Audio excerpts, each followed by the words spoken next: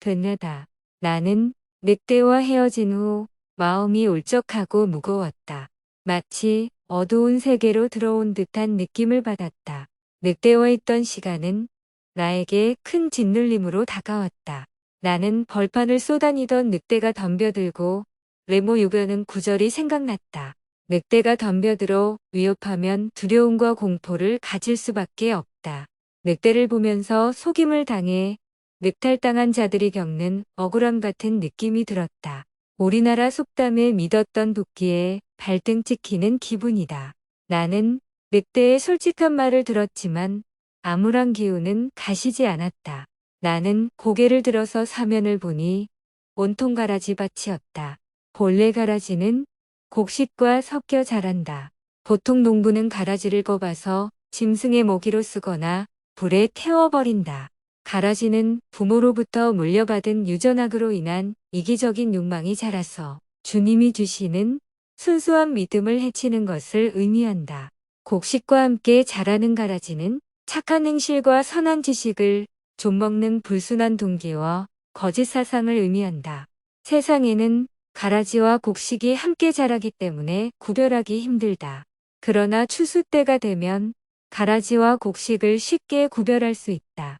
언젠가 육신을 벗고 죽음을 맞이하는 순간 가라지로 살았던 삶의 열매는 그 모습을 드러낼 것이다.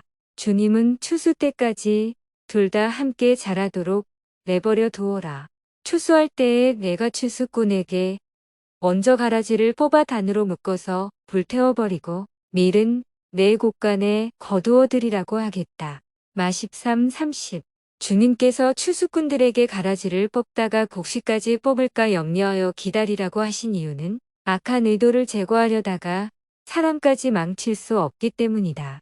그러고 있는 그럴 즈음에 한쪽 구석에서 시끄러운 울음소리가 들렸다.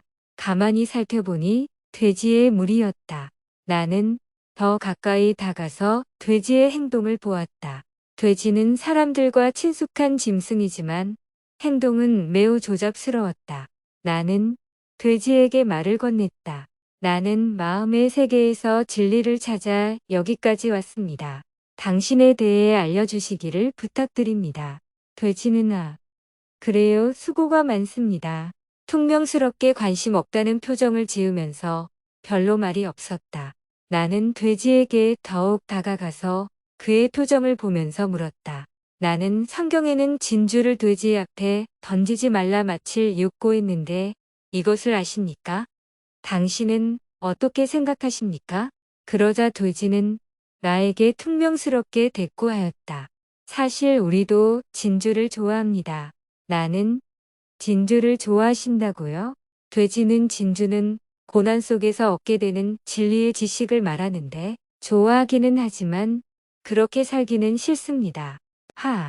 나는 좋아하지만 살기는 싫다는 의미는 무엇이지요? 돼지는 우리는 편하게 살고 싶습니다. 그래서 진주는 좋아하지만 진주처럼 살기는 힘듭니다. 남들이 보기에는 어떤지 모르지만 우리는 그저 편한 것이 좋습니다. 나는 그러면 당신들이 진주를 갖게 되면 어떻게 되나요? 돼지는 우리들이 갖게 되면 진주와 주염 열매와 똑같이 취급합니다. 아마도 그래서 우리들에게 주지 말라고 한 이유 같습니다. 나는 그러면 당신은 무엇을 좋아하시나요? 돼지는 우리는 세상의 모든 재물을 사랑하고 하늘나라의 영적 진리를 상징하는 금, 은, 보석도 사랑합니다. 우리는 그것을 잔뜩 쌓아둡니다. 그런데 사실 시간이 지나고 보면 모두 쓸모없게 됩니다. 우리에게 그런 것이 오면 한쪽 구석에서 썩어 불결하게 됩니다. 나는 그러면 당신들의 관심사는 무엇입니까? 돼지는 우리는 세상을 사랑합니다. 가끔 교회에 가서 설교를 듣는 것도 좋아하지만 그저 축복과 성공과 재미있는 말만 듣습니다. 나는 그러니까 당신은 모든 것을 소유하기를 원하시는군요. 영적인 것이든 세상적인 것이든 쾌락이든 그 모든 것을 갖기를 원하시는군요. 돼지는 네, 잘 보셨어요. 그 중에서 가장 좋아하는 것은 세상에서 잘되고 즐기면서 편하게 지내는 것이 우리의 최고 관심사입니다. 나는 그러면 당신은 거룩한 것과 세상적인 것을 구별하지 않는 거네요. 돼지는 우리는 무엇이 더 좋은지 나쁜지 구별하지 않습니다. 우리는 보석이든 쭉정이든 다 똑같이 봅니다. 모두 내가 소유하면 그만입니다. 먹는 것이 남는 것이라는 말이 있지 않습니까? 우리는 재미있게 살다가 실컷 먹고 지내는 것이 최고 즐거움입니다. 세상에는 너무나 좋은 게 많잖아요. 세상에서 쾌락을 즐겨보세요. 얼마나 좋은지 모릅니다. 설교도 좋고, 재물도 좋고, 쾌락도 좋습니다. 하하, 나는 그래서 주님께서 진주를 주지 말라고 하신 것이군요. 나는 그저 즐기면서 살다가 가는 사람들의 모습을 생각했다. 그들은 재물이 그들의 삶을 편하게 해주기 때문에 재물에 집착하고 깊이 빠져 살아간다.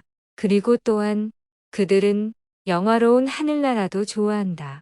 그래서 교회에 나가서 설교를 듣는 것도 좋아한다. 교회 조직 속에서 성경 말씀을 가지고 말하는 것도 좋아한다. 하지만 세상과 교회를 구분하지 않고 욕심으로 좋아하는 것이다. 그들은 가난한 자들이 굶어 죽어가는 것을 보면서 그 옆에서 주님이 자신에게 얼마나 많은 복을 주셨는가를 자랑한다. 이들은 주님께서 자신들에게 얼마나 많은 축복을 해주셨는가를 자랑한다. 그러나 사실 제대로 알고 보면 주님을 따르고자 하는 것이 아니고 돈을 사랑하고 있는 것이다. 그것은 한마디로 거룩한 것을 가지고 자기의 오락거리로 만드는 것이다. 이들이 가끔 교회에 헌금을 하는 경우가 있는데 그 이유는 자신에게 보탬이 되기 때문이다. 이들은 헌금을 하고는 말하기를 주님이 몇 배로 갚아주시고 보상해 주신다고 자신있게 떠들어댄다. 그러나 그렇게 말하는 자신도 실상은 그렇게 믿지 않는다. 이들은 당시의 욕심에 절어서 그렇게 말을 할 뿐이고 그렇게 믿지는 않는다. 돼지는 새김질을 못하기 때문에 무엇이 옳고 그른지 구분을 못하는 인간의 모습을 보여준다. 나는 성경의 탕자가 농장에서 돼지 치는 일을 하게 되었다는 일화를 아십니까? 돼지는 웃음을 지으면서 알고 말고요. 탕자는 우리와 함께 살았었으니까요. 나는 당신은 그분을 좋아했겠네요. 돼지는 그럼요. 탕자의 비유 때문에 우리가 유명해졌지요. 탕자가 돼지 농장에 일했다는 일화는 유명하지요. 탕자의 성품은 우리와 닮았어요. 탕자의 마음에 우리가 들어가서 살았어요. 우리는 거룩한 곳에서 살다 온 사람을 좋아해요. 하늘나라, 재산이 많으니까요. 재물을 가지고 창기와 함께 놀고 즐기는 것이 우리가 제일로 좋아하는 환경입니다. 나는 거룩한 곳에서 살다 온 사람을 좋아한다는 것이 의외이네요. 돼지는 영적인 재산이 많으니까요. 그것을 다 쓰는 즐거움이 얼마나 좋은지 아십니까? 나는 그 재산을 어떻게 쓰지요? 돼지는 하하, 허랑방탕이요. 돼지는 그 말을 하면서 그 시절을 그리워하는 듯 보였다. 그러면서 덧붙여 말하기를 지금은 탕자보다 더한 사람들이 많아요. 욕심만 부리는 게 아니고 환상적인 즐거움을 위해 마약을 주사하거든요. 마약과 방탕이라.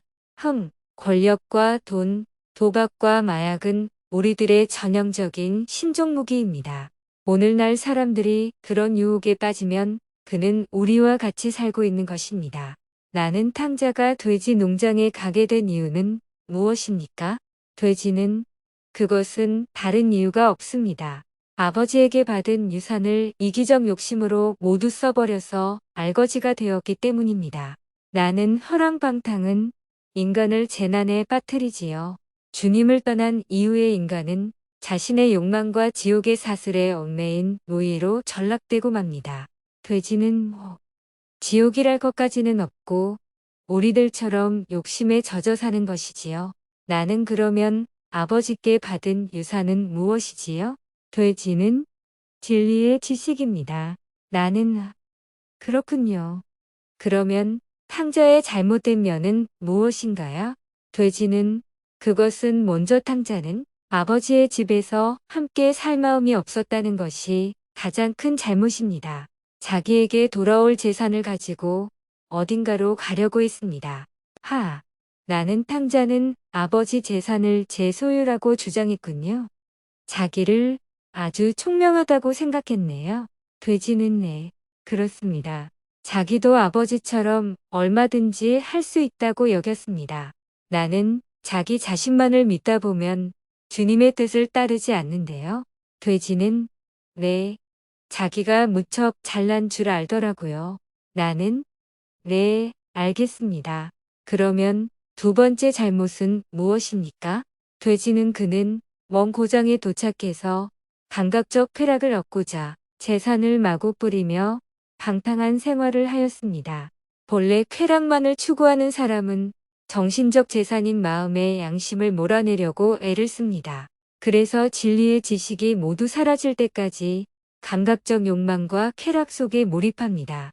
나는 그 다음에는 돼지는 그렇게 가진 재산을 마구 뿌려댔으니 마음의 세계에 흉년이 되었습니다.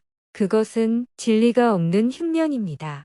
나는 생명이신 주님으로부터 분리되어 생명력의 고갈을 얻게 된다는 말인가요? 돼지는 네, 그렇습니다. 인간이 진리를 감각적으로 소비해버린 결과입니다.